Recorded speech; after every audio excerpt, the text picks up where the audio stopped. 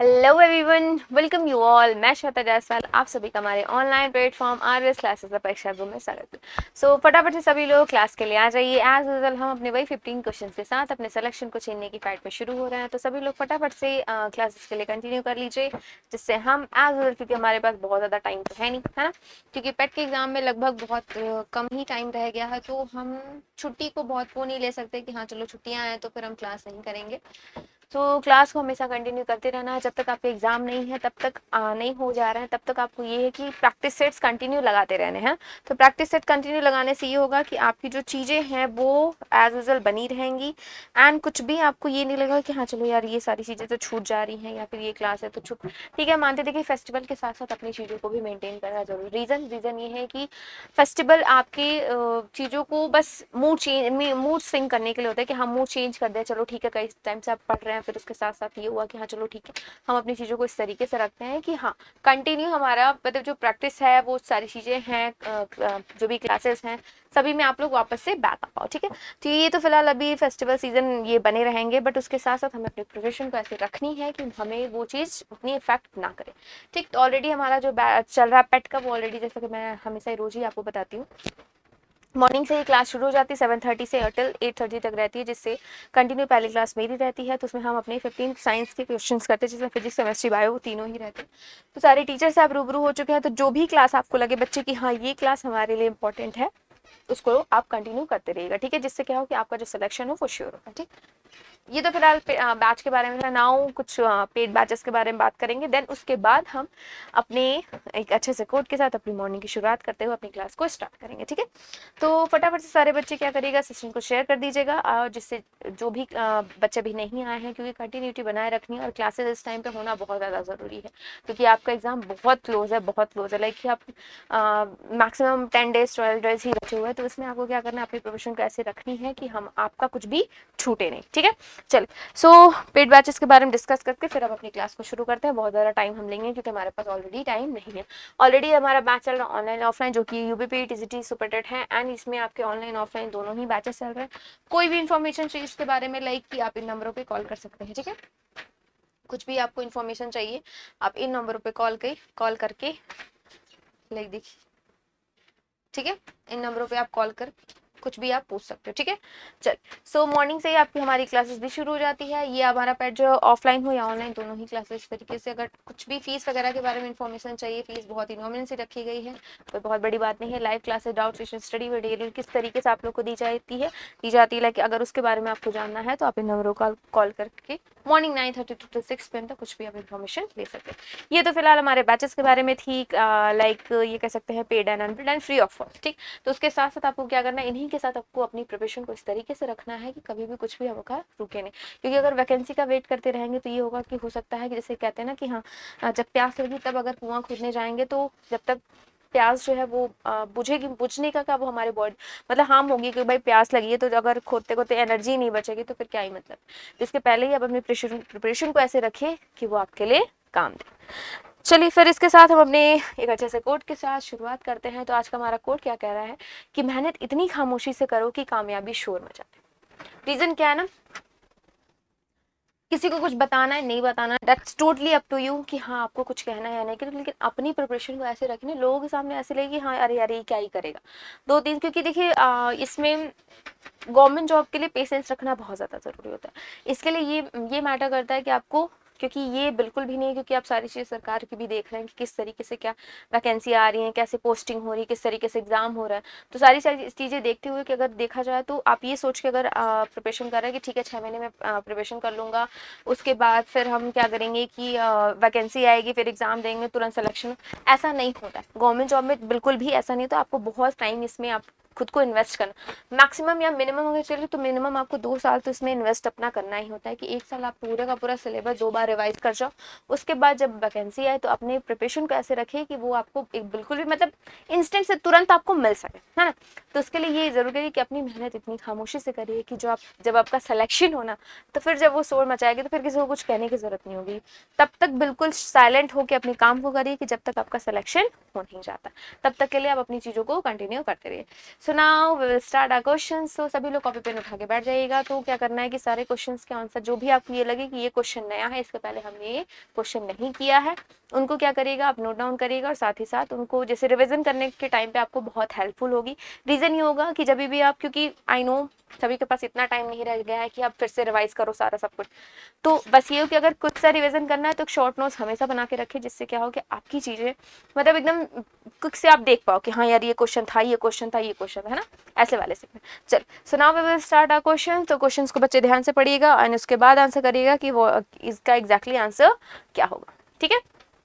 तो फर्स्ट हमारा क्वेश्चन क्या कह रहा है, that production of the chlorofluorocarbon gas which is propose to be banned in India, जो कि क्या है हमारे इंडिया में वो बैंड है, but it's used in which of the following domestic product, किसमें यूज की जाती है, ठीक है। तो इसमें आपको ये बताना है कि जो क्लोरोफ्लोरोकार्बन होता है जिनको हम क्या बोलते हैं, CFC, है ना, क्या बोलते हैं, CFC, ठीक है।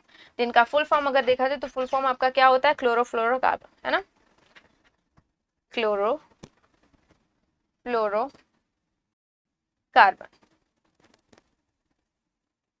ठीक है।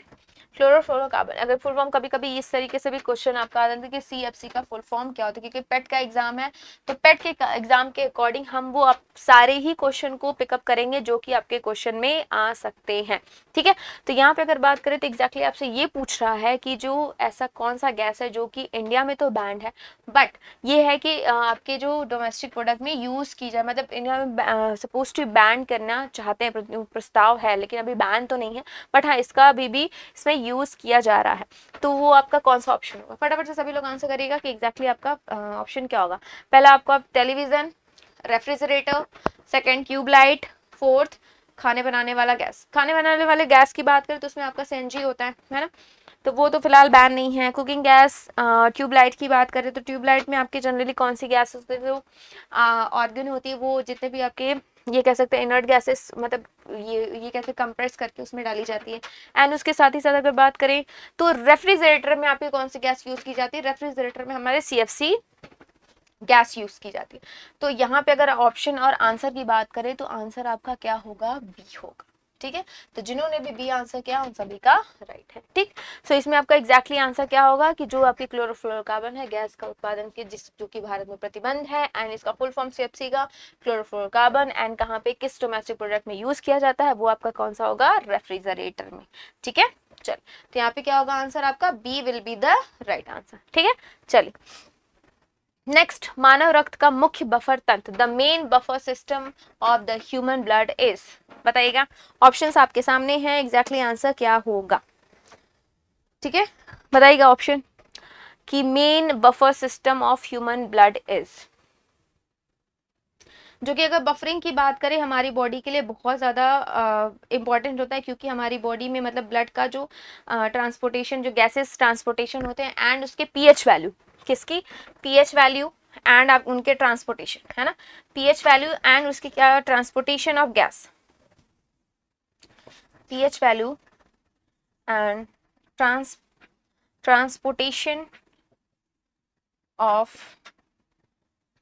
गैसेस, pH वैल्यू और ट्रांसपोर्टेशन ऑफ गैसेस जो कि इन ब्लड बहुत ज़्यादा बफरिंग होना, बहुत बफर होना बहुत ज़्यादा ज़रूरी होता है।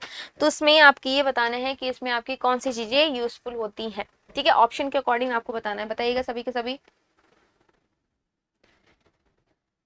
ठीक है। वो आपका क्या मेंटेन करता है, एसिड एंड जो आपके इसमें अगर बात करें जो कि बफरिंग के टाइम में आपके बाइकार्बोनेट जो होते हैं वो बफरिंग के टाइम में बफरिंग सिस्टम में आपके इंपॉर्टेंट होते हैं, बफर सिस्टम में जो कि एसिड बेस्ड होम्योस्टेसिस जो कि लिविंग थिंग्स में होती है, वो आपके जो कि ह्यूमंस में भी इंक्लूड, उसके लिए बफर होना बहुत ज़्यादा ज़रूरी होता है ना, ठीक है। तो यहाँ पे आपको ये बताना है कि एग्जैक्टली जो मेन मानव ह्यूमंस बॉडी में जो बफर सिस्टम है उसमें मेनली क्या यूज होता है, क्या चीजें आती हैं। तो इसमें होता क्या है, देखिए कार्बन डाइऑक्साइड, जाहिर सी बात है हम गैसेस में, आपके गैसेस एक्सचेंज वगैरह में क्या होते हैं, हम कार्बन डाइऑक्साइड ऑक्सीजन वगैरह भी लेते हैं।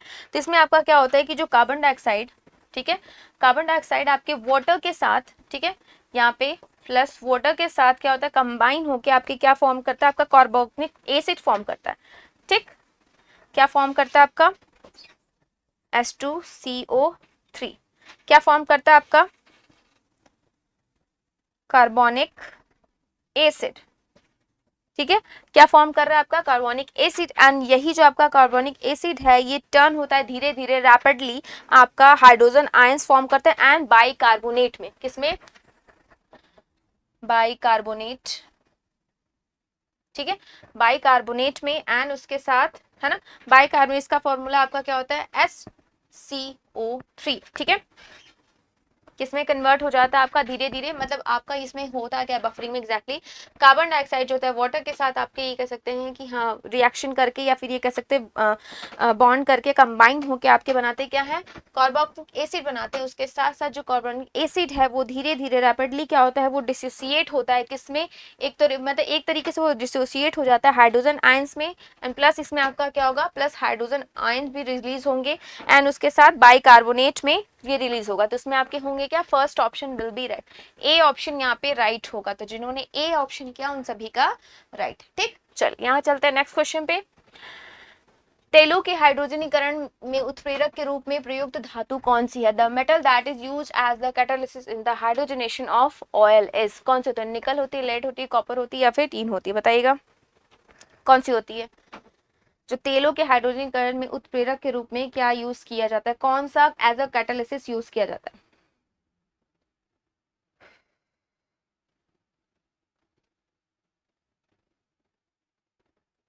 जो कि अगर हाइड्रोलिसिस की बात करें तो इसमें एग्जैक्टली क्या होते हैं कि जो कैटालिसिस होते हैं वो आपके हाइड्रोजन एंड जो भी अनसैचुरेटेड सब्सटेंस होते हैं, ठीक है, इसमें अगर हाइड्रोजनेशन की बात करें तो इसमें आपके हाइड्रोजन प्लस इसमें आपके क्या होंगे अनसैचुरेटेड जो सब्सटेंस होते हैं,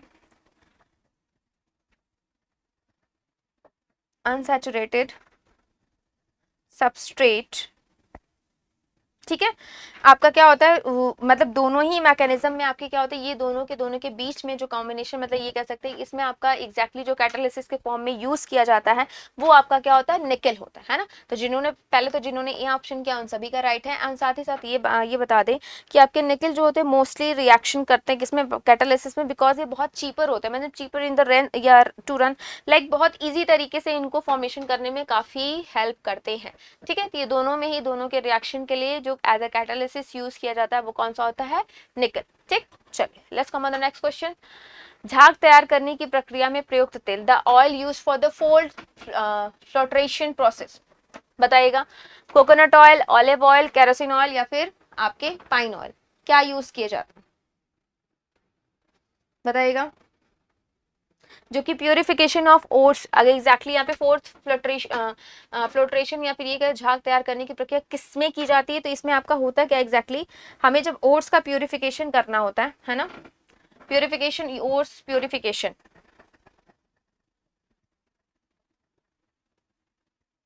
ओट्स प्यूरिफिकेशन, ठीक है, तो और प्यूरिफिकेशन की बात करें तो इसमें आपके फोर्थ फिल्ट्रेशन में कौन से ऑयल की यूज की जाती है, तो इसमें आपका एग्जैक्टली क्या होगा किस मेथड से, मतलब फोर्थ फिल्ट्रेशन मेथड से आपके क्या होंगे उसमें बबल्स क्रिएट किए जाते हैं, जन मेटल कैन बी प्यूरिफाई, जो उसमें आपका मेटल होगा वो आपका प्यूरिफाई हो जाता है, ठीक है, तो आज में इसमें यूज की जाती है किस वजह से आपकी उसमें यूज की जाती है पाइन ऑयल, तो जिन्होंने डी ऑप्शन किया उन सभी का राइट है, ठीक, तो इसमें आपके पाइन ऑयल यूज किए जाते हैं जो कि आपके एग्जैक्टली जो ओर्स होते हैं जो मेटल के ओर्स होंगे मतलब उसमें जो भी आपकी ये कह सकते हैं कि जो कि अशुद्धियां होंगी उसको एज अ बबल मतलब बबल या फिर ये कह सकते हैं फोर्स के द्वारा ही फ्लोटेशन के द्वारा ही उसको अलग कर दिया जाता है, तो कौन सा ऑयल यूज किया जाता है पाइन ऑयल, ठीक है। चल let's come on the next question, आपको ये बताना है कि इसमें नारियल का तार किस भाग से प्राप्त किया जाता है, नारियल का तार आप सुनिए नारियल का जो तार होता है आपने देखा होगा एग्जैक्टली अगर यहाँ पे देखे तो नारियल का तार इन द सेंस आपने बहुत पतली पतली तारे देखे होंगे जैसे वायर होते, वायर की बात करें या रस्सियां देखा होगा, तो इसमें आपको ये बताना है from which part coconut coir is obtain, epicarp, mesocarp, endocarp या शीट, किससे की जाती है, जो कोकोनट की बात करें तो कोकोनट में आपके फोर्स होते हैं शीट्स, एंडोकॉप, मेसोकॉप और एपिकॉप, एक्सोकॉप नहीं है ना, चलो जो कि आपका सबसे ऊपरी पार्ट होता है,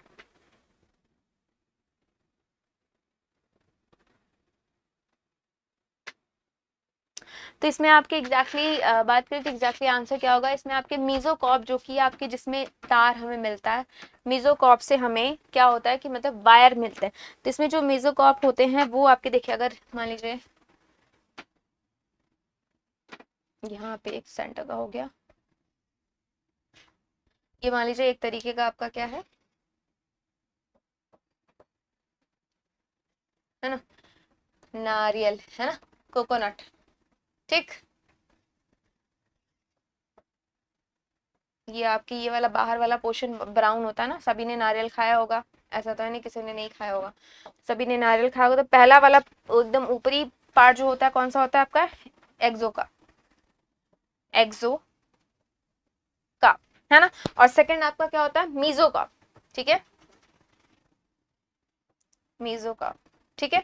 और बीच जिस समय फ्रूट्स पाए जाते हैं वो कौन सा होता है, एंडो का, ठीक है। एंड अगर आपकी उसमें बात करें जैसे एंडो का आपकी बात करें तो एग्जैक्टली पहले तो इसमें वायर मिलेगा किससे, वायर हमें मिलेगा किससे, मिजोकॉप से, मतलब जिन्होंने भी आंसर किया उन सभी का राइट है। इसके साथ साथ अगर देखिए तो जब भी कभी भी आपका ये आता है कि हाँ नारियल के तेल या फिर इसमें बाहर के कौन से पार्ट से लिया जाता है, तो इसमें आपके मीजोकाप के पार्ट से जो होता है वायर का फॉर्मेशन होता है, उससे ही बनाया जाता है, जो कि आपने देखा होगा बाहर जो वायर मतलब जो ब्राउन कलर के होते हैं ना उसमें रेशे रेसे बने होते हैं उससे, ठीक है। चलिए तो आगे बढ़े, आई होप ये चीजें आपको क्लियर हुई होंगी। तो B option will be right, ठीक है।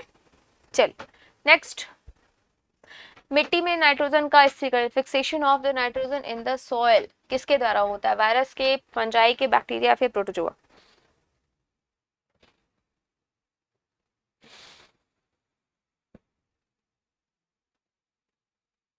आंसर करिएगा इसका,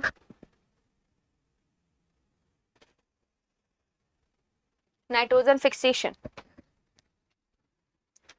बराबर से सभी लोग आंसर करिएगा जिससे हम चीजों को जल्दी से जल्दी क्लियर कर पाए, ठीक है। क्वेश्चन नंबर 6, तो इसमें आपका नाइट्रोजन फिक्सेशन में एग्जैक्टली होते क्या है, जिसमें बैक्टीरिया क्या करते हैं, एटमॉस्फेरिक में जो आपके नाइट्रोजन गैसेस होते हैं उनको फिक्स करते हैं उसको यूज करने में, है ना। तो एग्जैक्टली इसमें आंसर क्या होगा आप लोग के अकॉर्डिंग, है ना, साइनोबैक्टीरिया वगैरह जिनके, या फिर उसमें बात करें तो बैक्टीरिया जितने भी होते हैं वो सभी के सभी क्या मतलब फिक्स करते हैं, जो भी नाइट्रोजन हमारे एटमॉस्फेयर में पाया जाता है तो सभी के सभी वहाँ पे हेल्प करते हैं कि भाई वो सॉइल में अगर जब भी, क्योंकि नाइट्रोजन का होना सॉइल में बहुत ज़्यादा ज़रूरी, क्योंकि उसका अगर कोई भी काप आप यूज़ कर रहे हैं, मतलब कोई भी काप आप ग्रो कर रहे हो तो उसके लिए वहाँ पे वो स्टेंट बहुत ज़्यादा ज़रूरी होता है, ठीक है। चलिए, क्योंकि यहाँ डायरेक्टली कोई भी चीज मतलब वहाँ पे अगर मान लीजिए एटमॉस्फेयर में है बट वो डायरेक्टली जो प्लांट है वो नाइट्रोजन नहीं लेते, जब तक कि उसमें सॉइल में फिक्सेशन नहीं होगा वो क्या करेंगे, वो वहाँ पे मतलब नाइट्रोजन नहीं ले पाएंगे, ठीक है। चलिए, तो वो फिक्स किस तरीके से होती हैं, एक तो चीजें मैं आपको बताऊँ किस तरीके से वो फिक्स होती है। फर्स्ट आपका होता है अमोनिया, ठीक है, एंड सेकेंड नाइट्रेट्स, ठीक है। और कुछ आपके मतलब जो नाइट्रेट्स होते हैं वो सॉइल माइक्रो ऑर्गेनिज्म होते हैं उनकी वजह से, एक तो आपका ये नाइट्रेट और यही नाइट्रेट जो होते हैं वो किसके द्वारा होते हैं, कुछ आपके सॉइल माइक्रो ऑर्गेनिज्म होते हैं उसके द्वारा। तो इसमें आपका होगा आंसर क्या, C will be the right answer, ठीक है। चलिए नेक्स्ट, टमाटर का फल किस प्रकार का, टमाटर का फल किस प्रकार का होता है, which type of the tomato fruits, berry, pome, drupe. इनमें से आपको ये बताना है कि जो टमाटर का फल होता है, जो फल या ये कह सकते हैं, तो एग्जैक्टली इसको फल ही कहा जाता है, क्योंकि जब भी ओवरी आपकी ये कहते हैं जब भी मेच्योर होके वो बनती है तो वो आपके फ्रूट में ही आती है ना। बट बोटानिकली इसको एज अ बेरी कंसीडर किया है, उसको क्लासिफाई किसमें किया गया है, बॉटनी में उसको एज अ बेरी ही आपके ये कह सकते हैं कि उसको क्लासिफाई किया गया, ठीक है। तो इसमें एग्जैक्टली आपका आंसर मैंने ऑलरेडी जबकि आंसर भी आपको बता दिया है, जैसे आपके इसमें इसके साथ साथ फिलहाल तो जो आंसर ए कर रहे हैं उनका सभी का राइट है, तो यहाँ पे होगा क्या, ए। सो टोमेटो के साथ साथ प्लस सेकंड में अगर इससे बात करें tomato and avocado, tomato avocado सभी maybe I think avocado नहीं खाया होगा, एंड एग प्लांट जिनको हम बैगन बोलते हैं, है ना। ये सभी के सभी क्या होते हैं कि नाउ ये दीज ऑल आर बेरीज, क्या कहलाते हैं, ये बेरीज में आते हैं, ठीक है, किस में आते हैं, बेरीज में आते हैं, जो कि ट्रू फ्रूट्स की बात करें।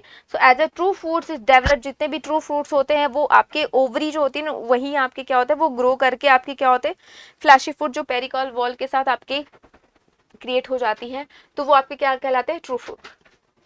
जबकि अभी बात करें तो strawberry not no more berry, means कि अब ये बेरी नहीं रह गई है, ये आपकी क्या होती है, ये फॉल्स फ्रूट हो, फॉल्स फ्रूट। स्ट्रॉबेरी आपकी बेरी नहीं होती, फॉल्स फ्रूट होती है। ठीक है, क्या होती है, जो कि जितने भी अगर बॉटनिस्ट की बात करें उन्होंने सभी ने बताया कि जो स्ट्रॉबेरी है वो आपकी क्या है, फॉल्स फ्रूट में आती है। ठीक, ठीक, इसमें आएगी आपकी फॉल्स फ्रूट में। ठीक, चलिए इसके आगे बात करते हैं। तो जिन्होंने ए आंसर किया उन सभी का राइट है।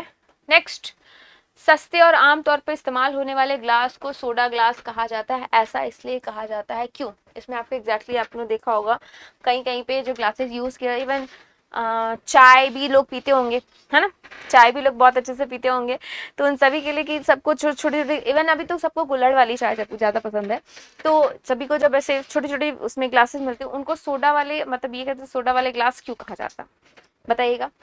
क्योंकि शुरू में आपके कार्बोनेट ड्रिंक को बोतल बनाने के लिए इस्तेमाल किया जाता है, या फिर सोडियम का उपयोग करके बनाया जाता है। ठीक है, सोडा या सोडियम बाइकार्बोनेट, सोडियम कार्बोनेट का यूज करके बनाया जाता है, या प्रारंभ में सोडियम कार्बोनेट के भंडारण के लिए प्रयोग किया जाता है, देन सोडा लाइम का उपयोग करके बनाया जाता है। आंसर करिएगा इसका सभी के सभी।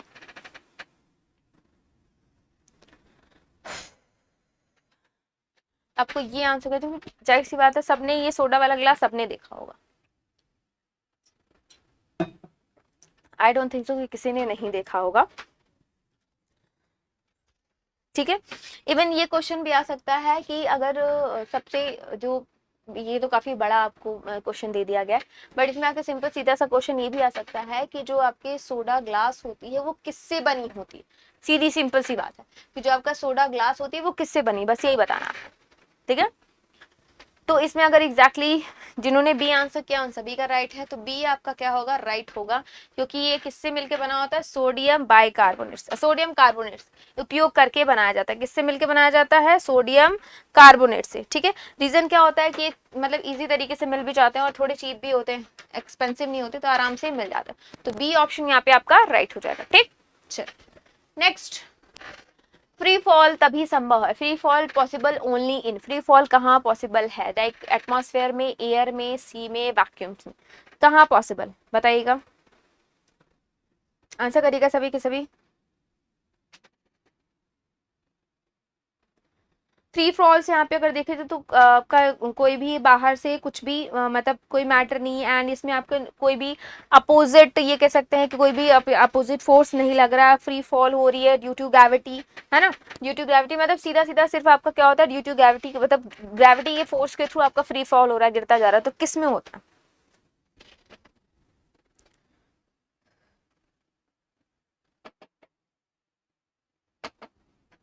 है ना। तो एग्जैक्टली अगर फ्री फॉल की बात करें तो फ्री फॉल आपके कहाँ पॉसिबल है, फ्री फॉल सिर्फ आपके वैक्यूम में पॉसिबल है।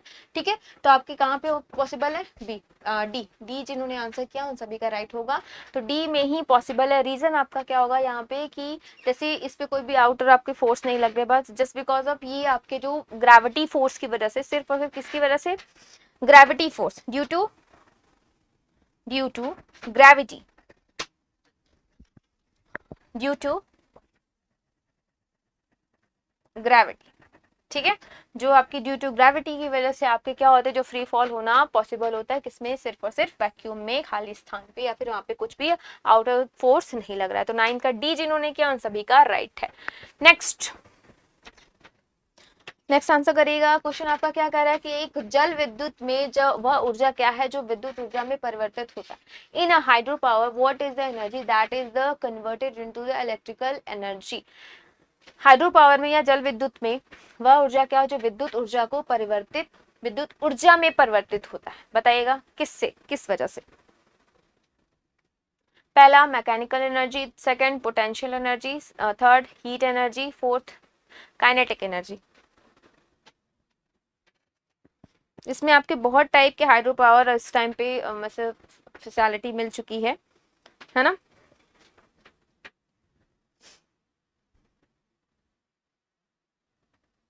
तो इसमें एग्जैक्टली क्या होता है, हाइड्रो पावर मतलब आपका यूटिलाइज होगा लाइक टर्बाइन एंड जनरेटर के थ्रू, टर्बाइन एंड जनरेटर के थ्रू जो आपका हाइड्रो पावर होता है, किसके थ्रू, पहले यहाँ पे ये देख लेते हैं, टर्बाइंस एंड जनरेटर्स, है ना।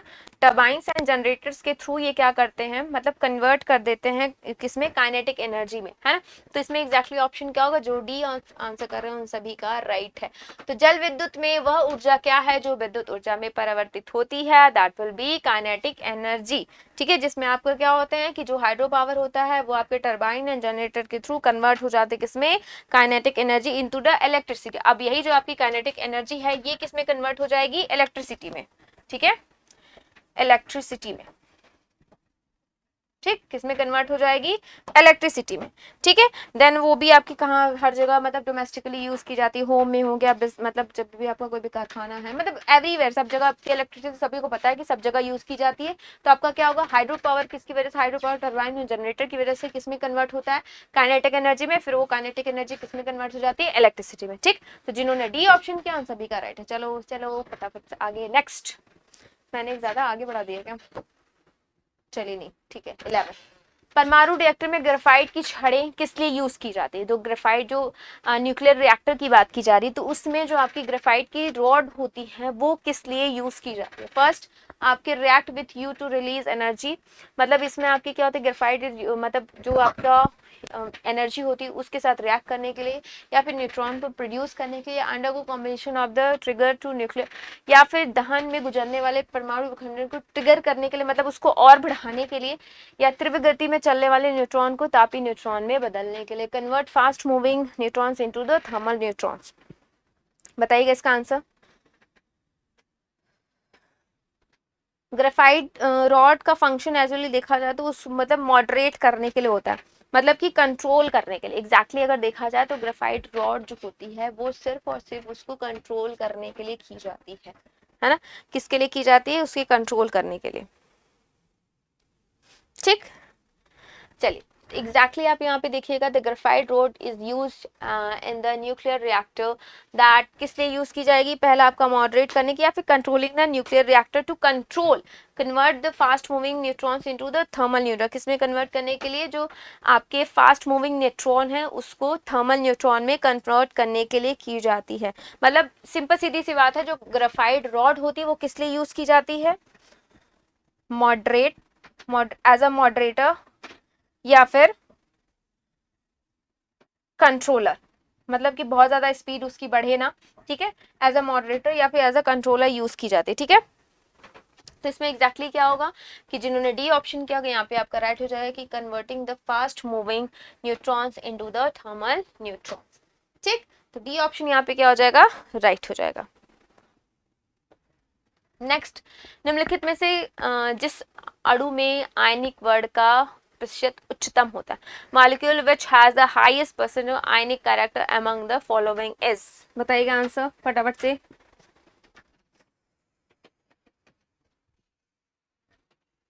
आंसर करिएगा इसका फटाफट से बच्चे सभी लोग।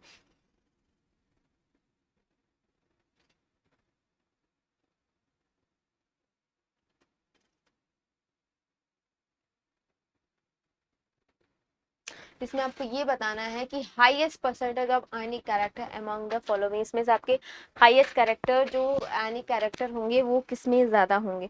तो जब भी पीरियोडिक टेबल में हम मूव करते हैं डाउन की तरफ, है ना, when we move down in a group, अगर हम ग्रुप में जब भी डाउन मूव करते हैं ना, जब भी हम ग्रुप में डाउन मूव करते हैं तो उसमें क्या होते हैं कि जो आयनिक कैरेक्टर होता है आपका, ठीक है, आयंस कंज्यूम करने के या फिर आयंस बनाने के जो कैरेक्टर होते हैं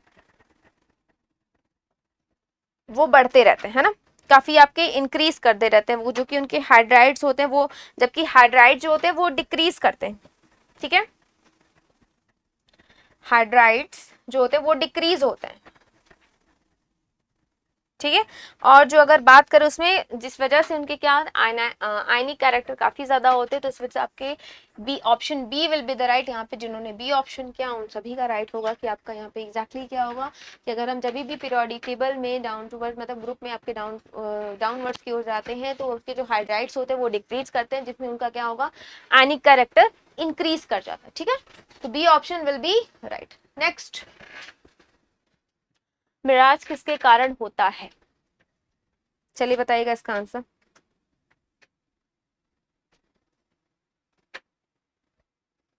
ऑप्शन आंसर क्या दे रखा है आपको? Equal heating the different part of the atmosphere, magnetic distribution atmosphere, depression of the other unique heating the different part of the atmosphere. किस वजह से होता है बताइएगा।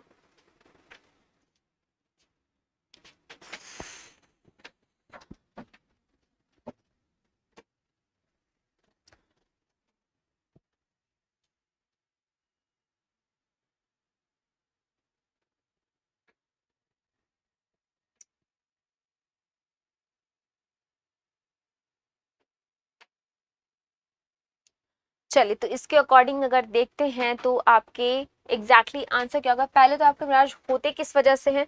होता क्या है इसमें, अगर टोटल रिफ्लेक्शन होने की वजह से, किस वजह से? टोटल इंटरनल रिफ्लेक्शन होने की वजह से। फर्स्ट थिंग तो आपको ये होगा, इसके अकॉर्डिंग आपको आंसर करना होगा इसका। टोटल आप सभी आंसर करोगे तो एग्जैक्टली आप लोग को ये बताना है कि जो आपके जो मिराज होता है वो किसके कारण होता है, जो कि एक तो आप आंसर मैंने आपको बता दिया कि टोटल इंटरनल रिफ्लेक्स की वजह से।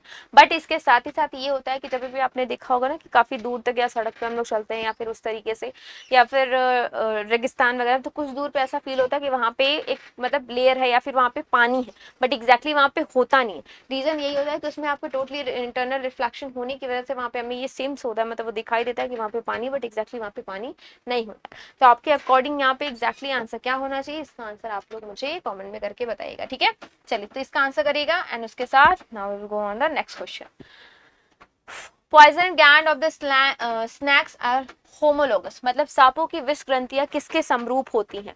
Electrical organ of the fishes, sebaceous gland of the mammals and salivary gland of the vertebrates and none of these. बताइएगा इसका आंसर।